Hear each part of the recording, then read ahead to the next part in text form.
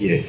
लेकिन लालू जी की अज्ञानता कह लीजिए या उनकी चालाकी कह लीजिए, जिस समाज को उन्होंने आवाज दी उसको उन्होंने शिक्षा नहीं दी, उसको उन्होंने जमीन भूमि सुधार लागू करके भूमि नहीं दिया, और उस समाज के पास तो पूंजी कभी था ही नहीं। तो वो जो लोग पिछड़े वंचित रह गए वो आज तक वैसे ही रह गए। वो लालू जी के समर्थन में आवाज लगा सकते हैं, लेकिन लालू जी के बराबरी में उनके बच्चे कभी बैठ नहीं। इस राज्य ने नीतीश कुमार पर दाव लगाया।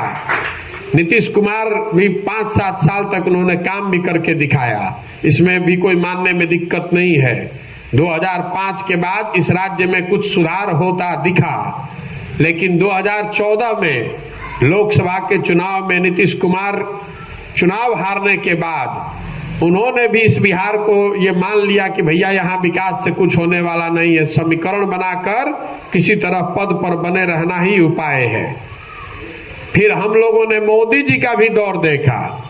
अभी एक सज्जन जो आपने पहले बताया कि आपके लिए मोदी जी के मन में मोदी जी के लिए बहुत आपके मन में सम्मान है, होना चाहिए।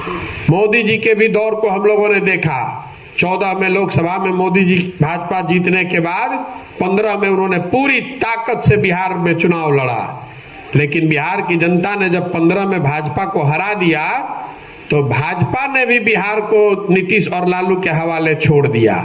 उसका प्रमाण ये है कि 2020 में जब आपने बिहार की जनता ने भाजपा को सबसे बड़ा दल बना दिया था, 75 एमएलए दिया था, नीतीश कुमार मुख्यमंत्री नहीं बन रहे थे, तो भाजपा को किसने मोदी जी को रोका था कि आप मुख्यमंत्री बन जाते, बनवाते अपने दल का, बिहार को सुधारने का जिम्मा लेते।